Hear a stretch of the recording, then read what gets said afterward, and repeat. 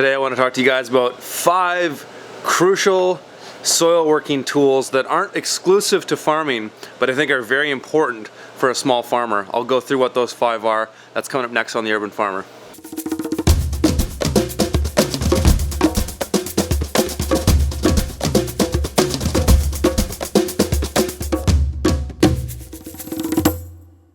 Alright, these are 5 tools that I use a lot of actually, especially when I'm doing any type of earthwork activity, much like I've done here with this raised bed I'm building in my greenhouse.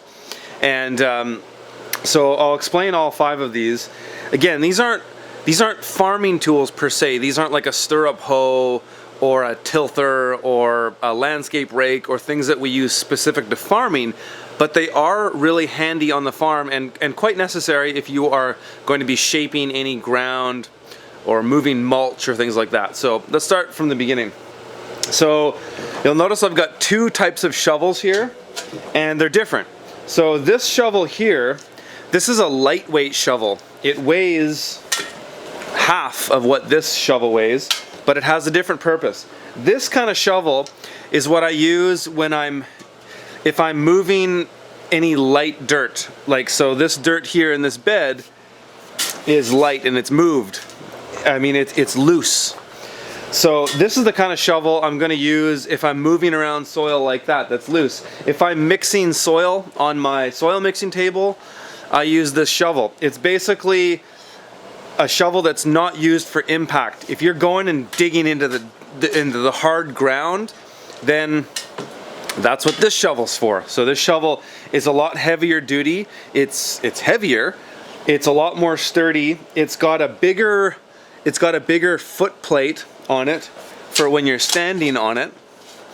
So it's a shovel just like that, but it's a lot more heavy duty. So I like to have 2 different types of shovels for that. Again, this one's just for moving light and fluffy dirt or soil, and this one is if you're cutting into the ground and you're shaping things. You want a heavier duty shovel for that because the blade is thicker. It's not going to torque as much as the light one would if you were to do some heavy work with that. So the third tool it's actually one of my favorite tools, is the classic pick, where it's got a flat end and a pick on the end. And I really like this tool if I'm digging a trench. That's often what I use that for the most of. And in fact, this raised bed that I'm making in here, this is exactly what I've been using this tool for. The flat end of it is I'm pulling dirt away from here, and I can actually use it like a shovel in a way where I pull dirt out and push it to the side. The pick part of it is great if you need to carve through some hard packed earth and you want to break into that. So that pick is good to get in there and loosen that ground up, and then you might come through with a shovel or the flat end of the pick to move the earth. So this is a tool. You can see it's had a lot of use. I've had this since the beginning of my farming career, and I always have a use for it. Usually it's something to do with breaking up earth, or digging a trench to put in an irrigation line, or bury a cable in the ground, or various things you might do. This here is just your standard garden variety rake, and these are great in the sense that it's for moving earth.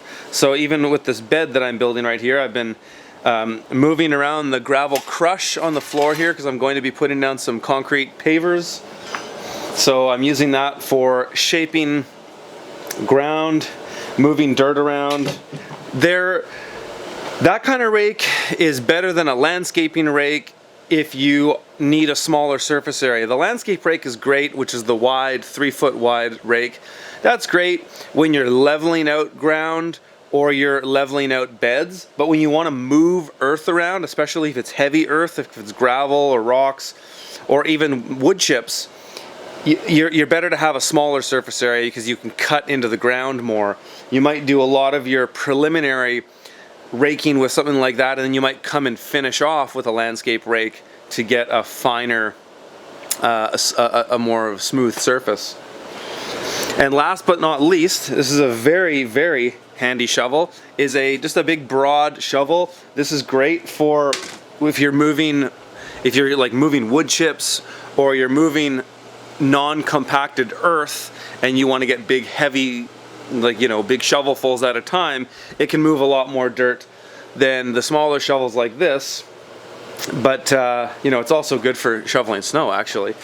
But I mostly use this for just moving material. So if I'm moving a mulch pile, if I'm moving compost, it's got to be loose dirt because the front of the shovel is flat, but it gets a big scoop. So you can't really break into ground like with that shovel. You can't cut into an embankment or dig it into the ground. You need a more of a pointy shovel to do that. So basically this shovel really has one purpose, is to move material. It's either snow or loose compost or wood chips or something like that. All right, those are my 5 tools for moving earth. If you guys have found that helpful, please hit the subscribe button right now. Like and share these videos with your friends, and if you'd like to make a donation to the show, it's much appreciated and always welcome. It allows me to take the time to make this kind of content for you guys, which is essentially free. And so those who can afford to donate and would like to, it is a huge help to me, and thank you so much to those of you that continue to do so. You can do that at theurbanfarmer.co/support.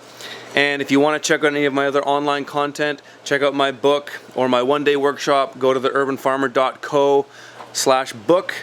And if you want to check out my online course, that's profitableurbanfarming.com. Okay guys, thanks for watching.